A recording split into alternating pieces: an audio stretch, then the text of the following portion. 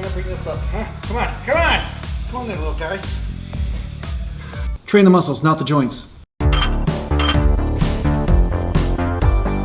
right, let's do some chest tonight. Chest is the best. Welcome back to Natural Gallant Bodybuilding, and today I'm going to talk to you a little bit about squeezing the muscle. Do you really have to in order to gain muscle? In my experience, the answer is no, but there can be some benefits as well. So I'll talk about that as we go along in the video here.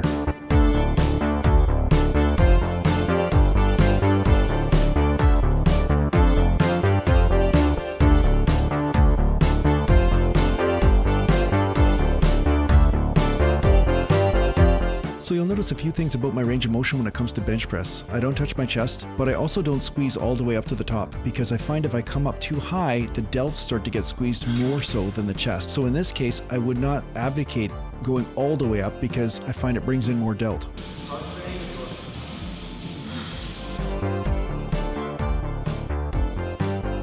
You even have to ask. It's insulting to even ask me how my training's going. You should just be like, wow, Jason, wow. That's all I gotta say, wow. Okay? Ask me how my training's going. My training's going good. My training's going good.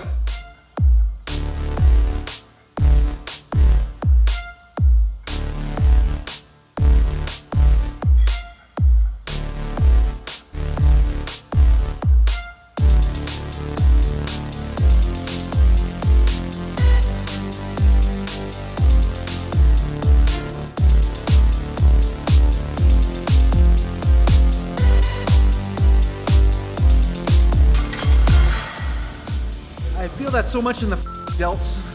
That's why I don't touch my chest. I'm moving on up in the world, man. I'm moving on up. Okay, I'm not gonna touch my chest this time, okay? I did it just to get rid of the hate, but now I'm not gonna touch my chest.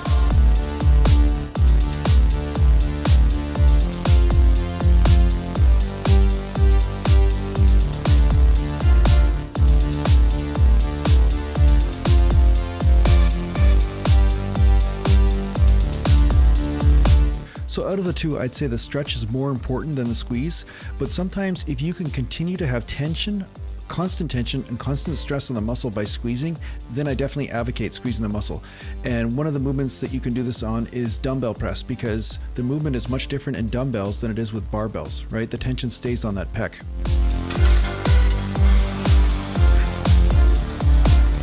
Oh, I feel so much better. Yeah, I know, and somebody told me online the other day that I look like shit, so apparently it's okay. It's okay, it didn't hurt my feelings. It didn't hurt. It was okay.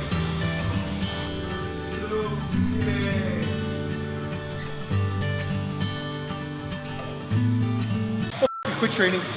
Screw this.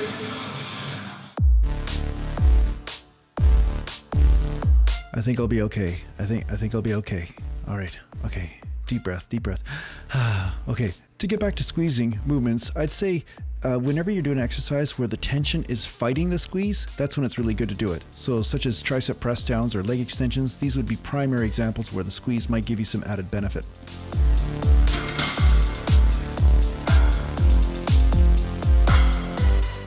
Yeah, I'm just gonna quit training.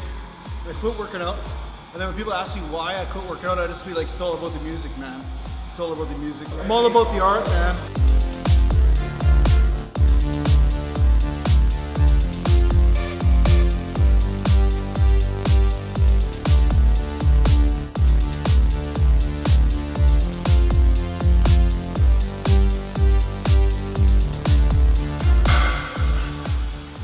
So much bench press is about groove. I've been doing a lot of dumbbells lately, so I'm losing my bench groove, man. I'm losing my groove. Don't be laughing at me. I'm kind of working here. I'm trying to work. I mean, you have a job. I don't have a job. This is my job, man. Don't make fun of my job. I don't come to your work. I'm going to come to work. I'm going to go to work with you tomorrow. You're going to be repairing some appliance or some shit, and I'm going to be just watching. It'd be like Tim the Toolman is at your workplace. It'd be like so bad. I'm like a bad retriever. You know, like a dog that just jumps up on people to visit. Whenever somebody comes to the house, I can't leave him alone. My wife is like, okay, let the guy go, let the guy go. I'm talking about asking him questions. What's that for? What are you doing? Are you doing the Michael Jackson over there?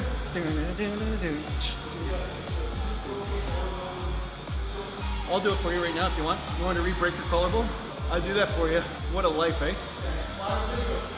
A viral video. Bully breaks teenager's collarbone in gym. 40-year-old wash-up breaks, yeah, something like that.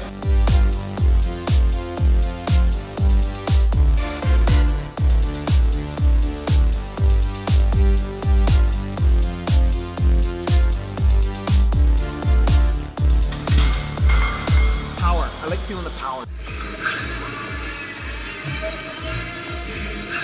Just powering it up, you know?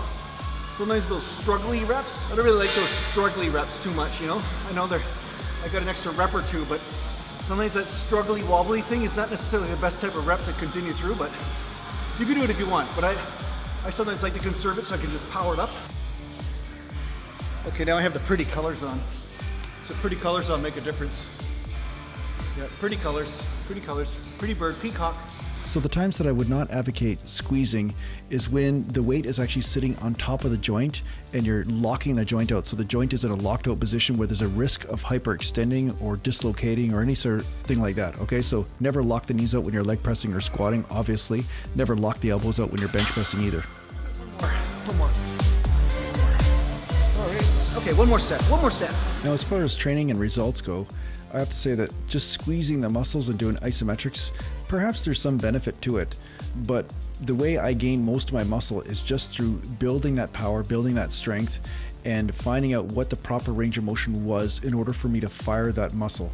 So there wasn't a lot of squeezing going on, unless it really felt appropriate in that moment, but I didn't really do a lot of squeezing type movements in order to grow muscle, that's for sure. Upper chest.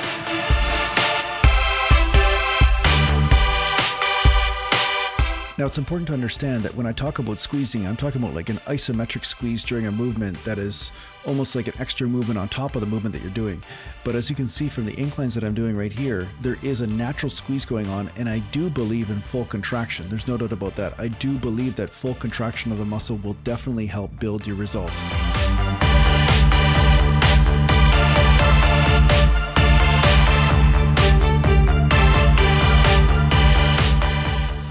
So I'm using a pretty steep incline here, but I'm trying to hit that clavicular head of the pec, so yeah, sometimes a steep incline works pretty good for that.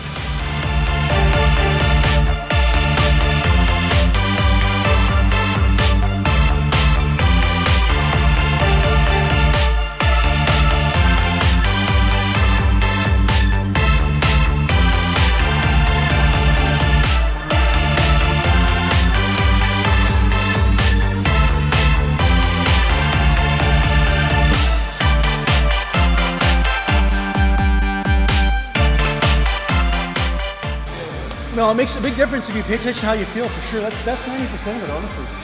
And you just conduct your experiment based on how you feel, and then your body teaches you what you need to do. It's kind of like a science.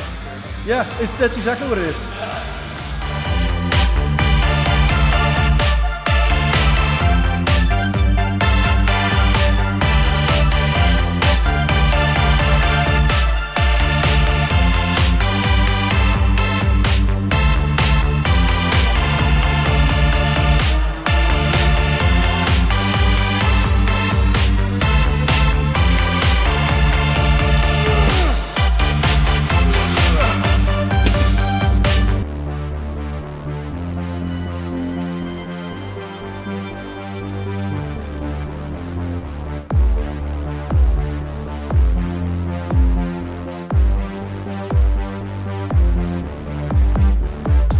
It's also important to understand what muscle are you contracting, what muscle are you squeezing. It's pretty common for people in compound movements to automatically assume that locking out is going to squeeze the muscle more, but different muscles will be contracted at different parts of the range of motion.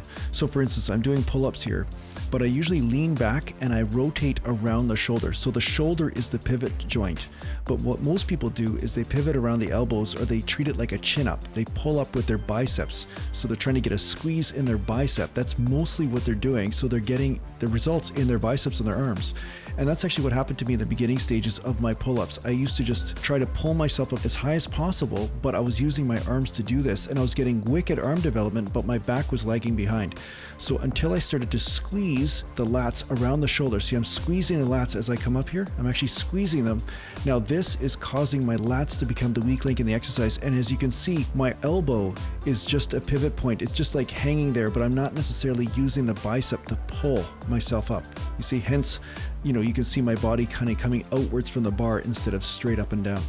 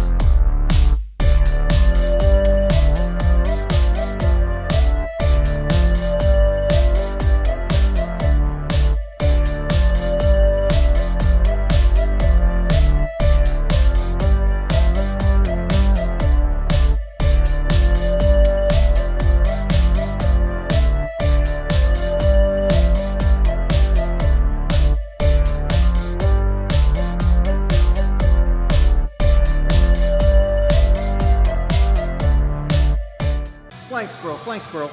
Yeah, I'm Batman. I'm Batman. Oh yeah, Batman. Yeah, I'm Batman. Batman. Okay, last set of cheat reps. So I'm gonna cheat some reps up here. Push that lat into failure. That's where I got a big back.